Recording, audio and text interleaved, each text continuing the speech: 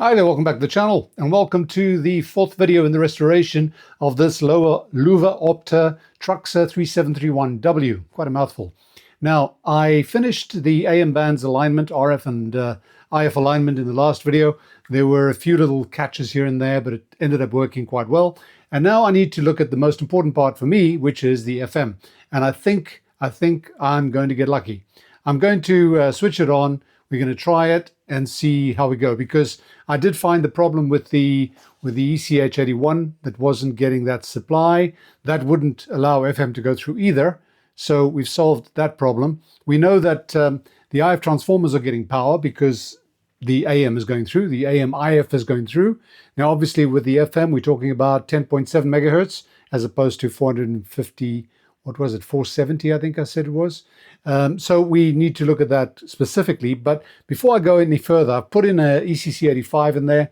I'm going to switch it on and show you where we are, and hopefully we'll get perfect FM properly aligned by the end of this video. As I said before, this one is slightly different because it doesn't have a shield on here. Normally you have a metal shield over the top so that it reduces noise, but it does have one of those shields around the tube. So I guess that does improve things. And there is no provision for shields. So I can't see that there was a shield and someone removed it. I guess they just made it this way. So let's select FM and see what we're getting. Okay, put the volume up. Well, that tells us everything, doesn't it?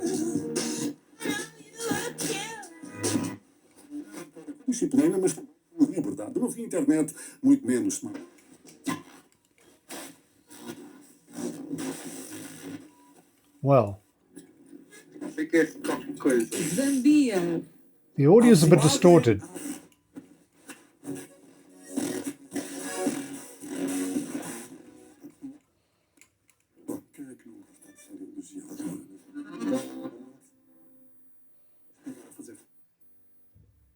It's receiving very well, but it's distorted.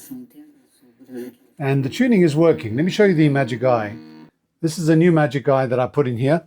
It's the, 6 EP1, the Russian alternative to the EM80. The EM80s are incredibly expensive, and this one is completely dead. We can see it's very alive, but there's a problem. There's like a haze on here. And this has got to do with the coating on the back of this glass.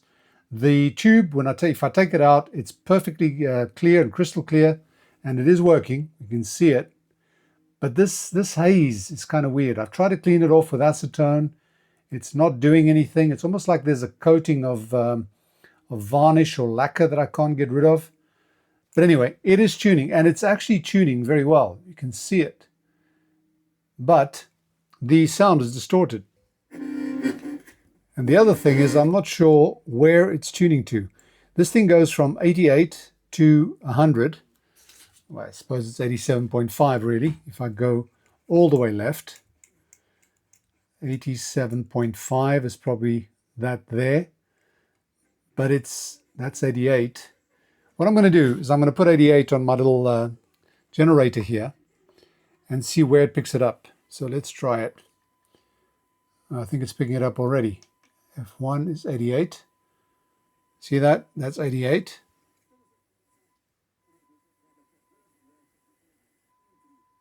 It's not bad. You put it near the antenna.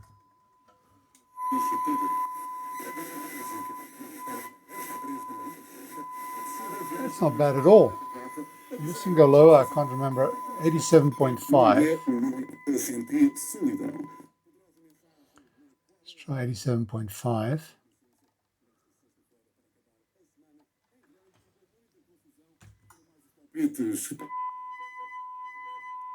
That's not bad at all. It's like a few millimeters off. Let's try it at 90. What have I got set here? 99. Or actually, let me try in the middle, 94. There's 94.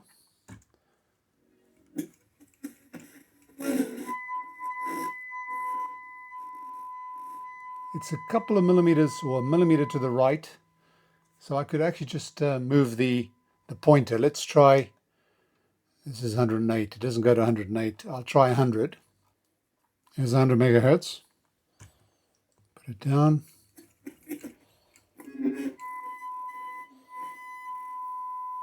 Yep, it's exactly in the same position or the same distance to the right of the marker as these two are.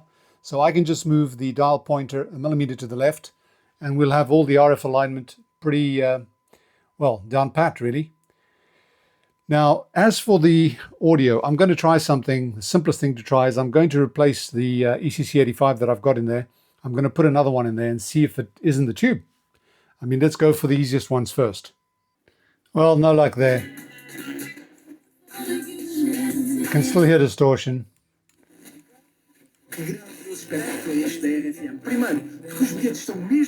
Definitely distorted. I think it's going to require an alignment. I'm going to do an IF alignment and see where I can improve this. And the kind of distortion I'm hearing here actually sounds very much like an imbalanced discriminator section of the transformer. So the final part of the IF transformer, second IF transformer, where the discriminator circuit is. So I think that's probably what we're seeing. But let me have a look at what we need to do an IF alignment, and we'll see if we can resolve the issue like that. Otherwise, there's probably, one or two capacitors that might be a little bit off there. There are no more paper caps that I can see on here. I know there's one over there. I've just noticed on the antenna circuit, but that's fine. That's for the AM anyway. And then what I might try to do is actually extend this from 100 to 101.6, where my favorite station is. Actually, let's see how far this thing is tuning at the moment. I'm putting it all the way to the right. No, I'm not getting it. That's the peak, 100.24. So it's not picking up 101.6. I might be able to stretch the dial a bit because I prefer to make it more useful than necessarily accurate. I'll think about that. There's quite a bit of, this thing is actually quite close to 100. So it might not be worth the effort to try and get 101.6. I've got enough radios that pick that up. I might well, because the RF alignment is so precise on everything, other than 1 millimeter on the dial itself, I might just leave everything like it is, and this radio won't receive 101.6. Too bad. All right, folks, I have done this. Now, here was my dilemma. I really enjoy doing these alignments. I really do. I enjoy the fact that you can, start playing with the IF alignment and then with the balancing part at the end there, the discriminator part, and seeing the results. You can see it very clearly once you've got everything set up. And again, this is set up with this multimeter is connected through the multiplier just to give it a bit more input impedance. It's actually in the wrong setting at the moment because it's peaking too much. And then it's connected across that discriminator capacitor, which I replaced, 2.2 microfarads. That's not an issue. And then, of course, I put the signal in through the tube, lightly coupled, using a little wound coil, and the signal goes in there. And then I align all the parts that I'm supposed to. And those are all pretty clear from the instructions. It's that one, the two outside ones over there, and the two outside ones over there, with special attention being paid to the bottom one down here, which is the balancing one. Now that's all fine, but the problem is recording this. It's actually incredibly difficult to record this because you've got to jump around from the meter to the cores and all that. And I've done this so many times. So I decided not to record all of it here. If you want, you can go and see some of the other restorations. In fact, in the Back to Basics series, which I'll link below, there is a full description on how I do this. The point is, I've got it done. I've got it coming out of the workshop speakers. And it's pretty good. It is pretty good.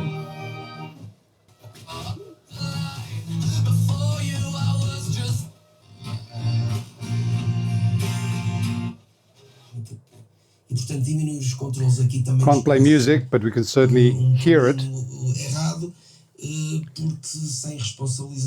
It's actually very good reception. But I've got to be honest with you, it is not as good as some of the other ones I've done. Get rid of this. Because when you're listening to radio with that on, it introduces noise. And we don't like noise, do we? Now I've brought it back to the little small speaker, so the sound is not as great.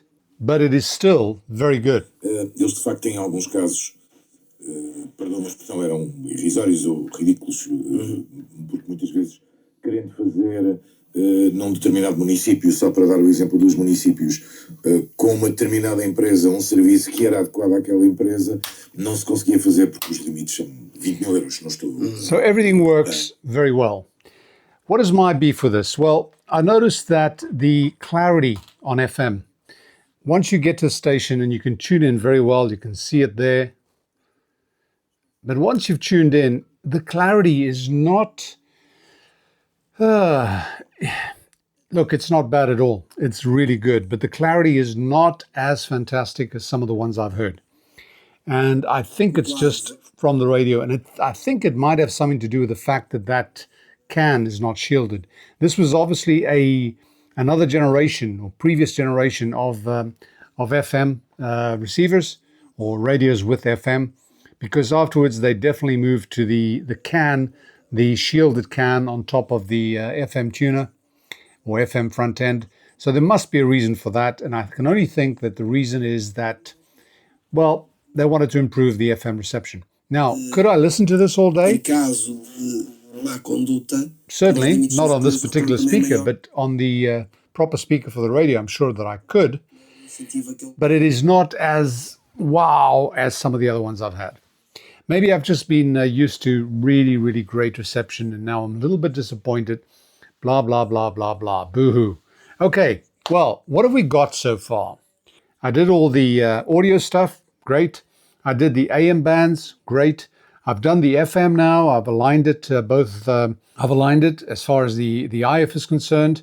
I balanced the discriminator so we get as little distortion as possible. And the way I do that is I send on that coil at the top there from the signal generator. I send a 10.7 megahertz signal with an audio tone on it. I go through the speakers, I check on the scope, and I adjust the last one to get as little distortion on that sine wave, which is the 1 kilohertz audio tone, as I can get. I found that that is the most reliable version of the final balancing that can be done on here. There are many, many ways of doing it. That's the one I prefer. And yeah, I've done all that. Now what's next? Well, we've got a bloody cabinet to do. And the cabinet has a lot of work to be done on it. I must admit I've already started, because with a cabinet, when it comes to putting lacquer on it, you've got to leave quite a bit of time between the layers so that you can smooth it out and everything else. So I'm working on the cabinet. I want to put Bluetooth. I think I'm going to put Bluetooth in here. It'll depend on what the sound is like when I put the final speakers on here, whether I need to refoam the tweeters or not, the electrostatic tweeters or not. I'll see what it sounds like and I'll decide, but that I'm going to leave to the next video. And just a bit of news. Why is this video a week late and why is it so short and all that sort of stuff? I'm actually working on something new. I've been getting a lot of requests, a lot of people asking me what videos are what models have I got on the channel, which of them are, which transistor sets I've got, which tube sets I've got, and also more specifically, what each of the Back to Basics series videos covers. Now, I've been wanting to create a website as a basis, or rather as a support system for this channel for some time. I'm almost finished with it. I've been working on it for about a week and a half. It's coming on very well. It's already online as it is, but it's not completed. It's called electronicsoldernew.com.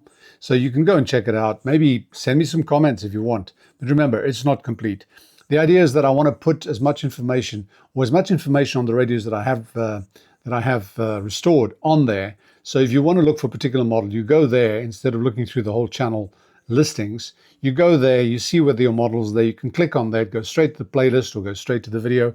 So it makes it a lot easier for people to use this as a real reference set of information, which was my purpose for doing this in the first place.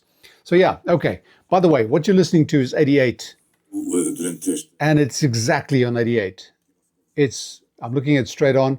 It's exactly on 88 megahertz. So this thing is very, very well aligned. I'm happy with that. And yeah, it sounds good. Okay, so I'm going to leave you for now. And I hope you've enjoyed this little short one. And if you have, click like, share, subscribe, and all that jazz. And if you want to support the channel directly, you can do so on Patreon, PayPal. Links are in the description below. So once again, thanks for watching. Bye for now. And most of all, stay sane.